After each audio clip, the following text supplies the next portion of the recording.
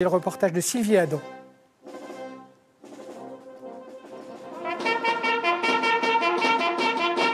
La mine grave, au garde à vous, pour vivre un moment solennel, ces jeunes cadets de la gendarmerie participent pour la première fois à cette commémoration du 8 mai, un honneur pour eux.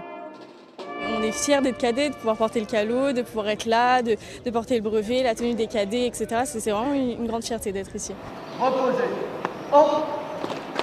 Pour le 13e bataillon des chasseurs alpins, ces cérémonies sont une tradition.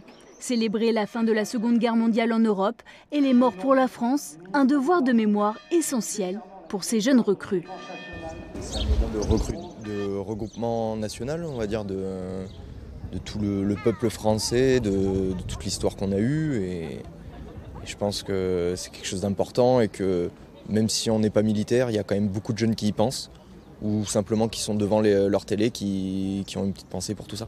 Tisser en quelque sorte des ponts entre le passé et l'avenir pour pouvoir pleinement comprendre nos actions et puis surtout rendre honneur et mémoire à nos anciens, c'est une chose fondamentale.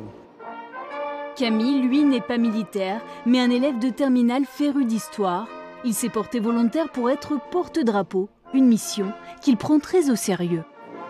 C'est quelque chose qui me touche particulièrement parce que j'ai un rapport à la mémoire qui est quand même assez puissant et je trouve qu'aujourd'hui on ne fait pas assez attention à cette mémoire et j'ai décidé d'être porte-drapeau justement pour pouvoir contribuer à cette mémoire. 1945. Ces célébrations sont aussi un moment de transmission entre générations. Ceux qui honorent la mémoire des combattants apprécient d'avoir des jeunes comme Camille à leur côté. Ça nous fait plaisir que la relève arrive, parce que sinon ça va tout tomber à l'eau et ça serait dommage. Des héros qui continueront d'être honorés grâce à l'engagement citoyen de ces jeunes. La mémoire de la Seconde Guerre mondiale est assurée.